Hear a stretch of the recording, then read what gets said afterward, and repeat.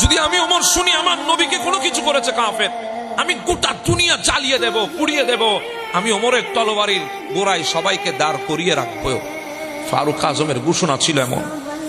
হযরত ওসমান যুন্নুরাইন বলেছিলেন, কাশ যদি আমার নবীর খবর যদি আমাকে কেউ এনে দিতে পারো, আমার নবী কোথায় গেছে যদি কেউ আমাকে বলতে পারো, আমি আমার যত ধন সম্পদ আছে সবগুলা আমি ওই বান্দাকে দান করে দেব।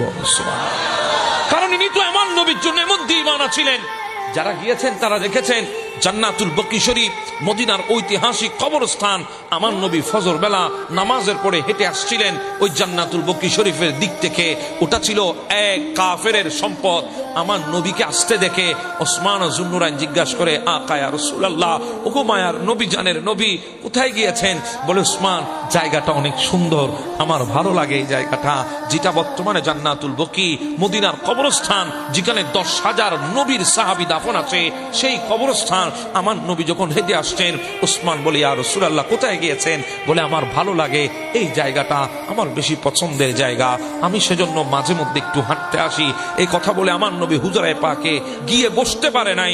পেছন পেছন হযরত ওসমান এসেছেন, এসে একটা কাগজ আমার নবীর দরবারের সামনে রেখেছেন, কদমের কিনারায় রেখেছেন। আমার নবী বলে, কিসের কাগজ রে ওসমান? বলে, ইয়া রাসূলুল্লাহ, যে জায়গাটা আপনার ভালো লাগে বলেছেন, সেটা কিনে নিয়ে এসেছি আপনার জন্য। সুবহানাল্লাহ। এমন নবীর দিওয়ানা ছিল দুনিয়ার বুকে, যারা জিন্দেগি কুরবান করে দেবে শুধু মুস্তাফার একটা কথার উপরে।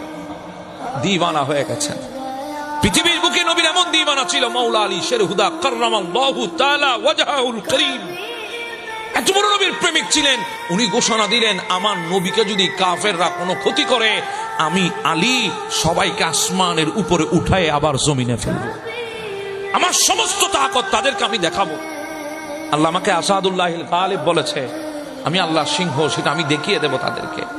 এভাবে সাহাবীরা দিওয়ানা হয়ে গেছে। আমার নবীর সাহাবীরা পাগল পারা হয়ে গেছেন। আবু বকর ডাক দিয়ে বলে, ওমর, আমরা বসে থাকলে হবে না, চল আমরা একটু পাহাড়ের দিকে যাই, মদিনার মরুভূমির রাস্তা ধরে যায়, আমার নবী কোথায় গিয়ে একটু তালাশ করে দেখি। কারণ নবীকে না দেখলে তো দুনিয়ায় থাকতে পারবো না, কারণ ওই নবীর চেহারা। ও ওমর, আমি আবু বকর 3 দিনের না খাওয়ার কষ্ট ভুলে যায় আমার নবীর চেহারা দেখলে। আমি 4 দিনের না খাওয়ার কষ্ট ভুলে যায় আমার নবীর চেহারায় আনোয়ার দেখলে। আজকে 3 দিন সেই নবীকে দেখি না। ওমর, বসে থাকলে হবে না, চল আমরা পাহাড়ের দিকে যাই। ওমরকে নিয়ে হযরতে আবু বকর সিদ্দিক রওনা হলেন পাহাড়ের দিকে। কদ্দূর যাওয়ার পর এক রাকাল বসে আছে। রাকালকে জিজ্ঞাসা করো, রাকাল, আমার নবীকে দেখেছো? রাকাল বলে, আপনার নবীকে? বলে, তুমি চিনো না মদিনার সুলতানকে? তুমি চিনো না আল্লাহর পেয়ারা মাহবুবকে? বলে, আমি নাম শুনেছি, কখনো তোনাকে দেখি নাই। আমি তোনাকে চিনি না, কিন্তু নাম জানি। সবাই ওনার নাম বলে, সবাই ওনার কথা বলে, কিন্তু আমি অদম তো কখনো দেখি নাই। কিন্তু আমি উনি কে সেটা আমি জানি না, তবে একজনের ব্যাপারে আমি বলতে পারবো। বলে, কে সে? বলে, তিনি কে আমি জানি না, তবে আজকে 3 দিন হয়ে গেছে, ওই পাহাড়ের চূড়ায় ছোট্ট একটি গুহা আছে, ওই গুহার ভেতরে সিজদায় পড়ে শুধুমাত্র 2টা শব্দের মধ্যে গোটা 3 দিন কাটিয়ে দিয়েছে। 2টা শব্দে জুবান থেকে বের হয় আর চিৎকার করে করে কাঁদে। যান, একটু কষ্ট করে ওনাকে ওখান থেকে নিয়ে যান। আপনাদের নবী যদি হয় তাহলে তো নিয়ে যাবেনই, নবী না হলেও নিয়ে যান। কেন? বলে, উনি ওই পাহাড়ের ছোট গুহার মধ্যে 3 দিন ধরে কাঁদে।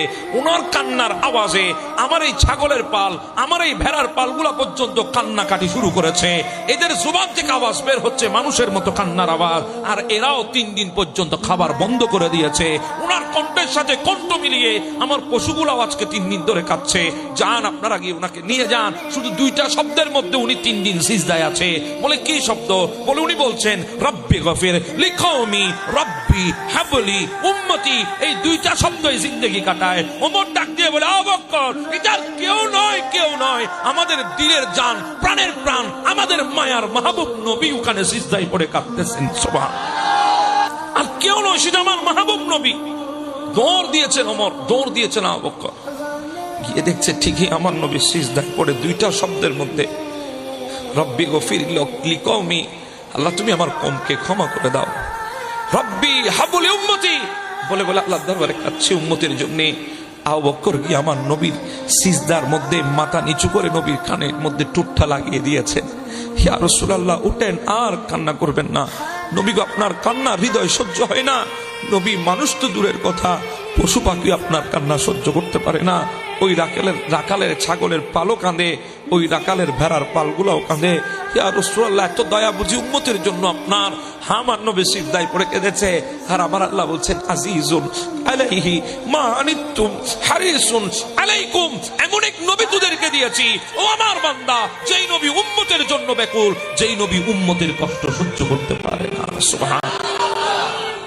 আবু বকর সিদ্দিক জুবান লাগিয়ে দিয়েছে নবীর কানের সাথে, ইয়া রাসূলুল্লাহ, মাথা মুবারক উঠায় নাই, আমি আপনার আবু বকর। ইয়া রাসূলুল্লাহ, যে আবু বকরকে গারে সুরের মধ্যে দিদার দিয়ে ধন্য করেছে, আমি সেই আবু বকর।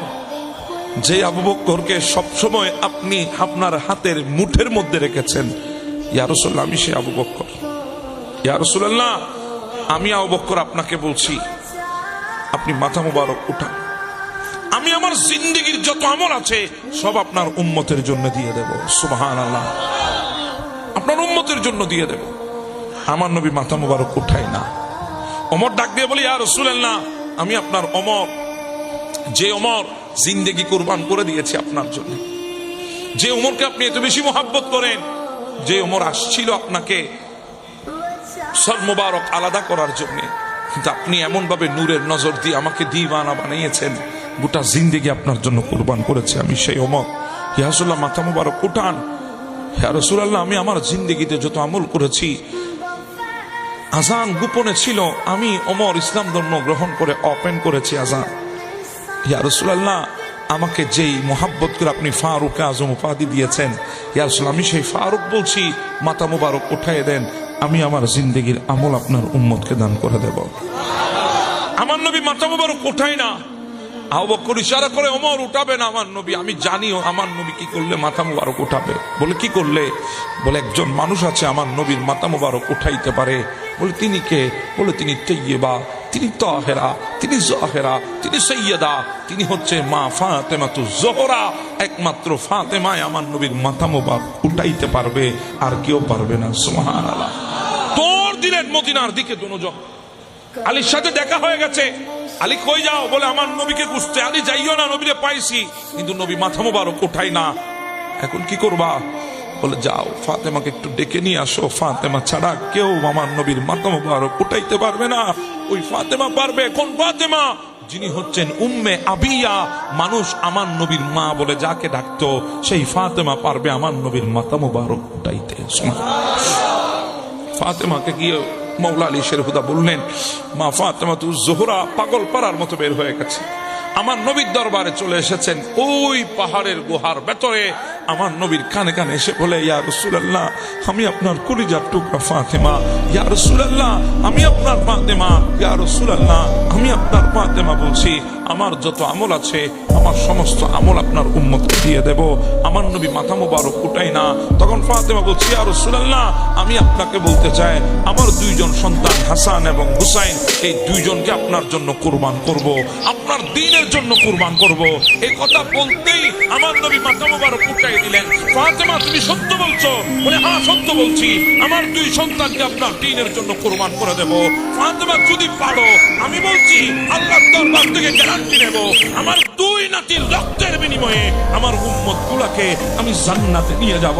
হ্যাঁ, আমার নবী সিজদায় পড়েছে, ওই গারে সিজদার মধ্যে এখনো সেই পাহাড় কালের সাক্ষী হয়ে আছে। যদি এখনো সেই পাহাড়ে যদি যেতে পারেন, ওই গারে সিজদার ভেতরে যদি ঢুকতে পারেন, দেখবেন এখনো আমার নবীর কান্নার পানিগুলা এখনো লেগে আছে। মনে হয় ওখান থেকে এখনো মেশকাম্বরের পুষ্প বের হচ্ছে।